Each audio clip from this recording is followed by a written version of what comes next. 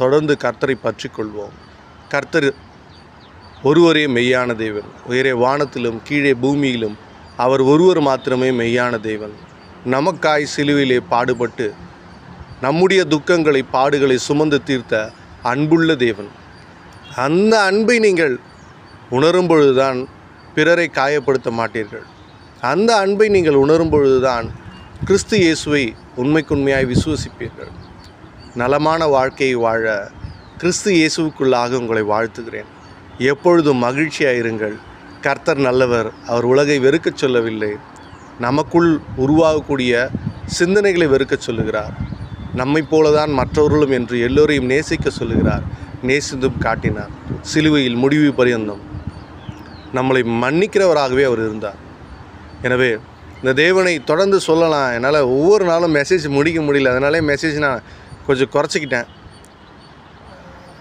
உண்மையிலே ரொம்ப அன்பான ஆண்டவருங்க நம்ம ஆண்டவர். பறைசாற்றுங்க. நாம் செய்ய வேண்டியதெல்லாம் நம்மளுடைய மோசமான சூழ்நிலையிலும் நாம் கர்த்தரை உருக்கமாய் ஆழமாய் பிடிவாதமாய் பற்றி கொண்டிருக்க வேண்டும். இந்த பாடலை பாடி கர்த்தருக்கு பிரியமான காரியங்களை 17வது வசனம் சொல்கிறதைப் போல உலகமும் அது நிச்சயம் ஒழிந்து போகும், தேவனுடைய சித்தத்தின்படி செய்கிறவனோ என்றென்றைக்கும் நிலைத்திருப்பான். தேவனுடைய சித்தம். ஃபாதர் பெர்க்மன்ஸ் ஐயா பாடியிருக்கார் இந்த பாடல்.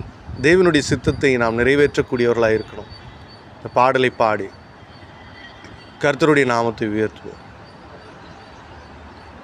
உமக்கு பிரியமானதை செய்ய எனக்கு கற்றுத்தாரும் தெய்வமே.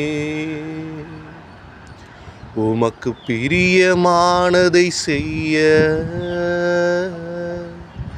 எனக்கு கற்றுத்தாரும் தெய்வமே. நீரே என் தேவன், உம்மில்லல் பரிசுத்த ஆவியானவர் செம்மையான வழியிலே நடத்த வேண்டுமே.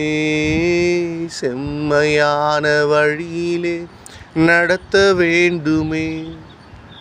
மேக ஸ்தம்பமே, அக்கினி ஸ்தம்பமே, தேற்றும் தெய்வமே, துணையாளரே. மேக ஸ்தம்பமே, அக்கினி ஸ்தம்பமே,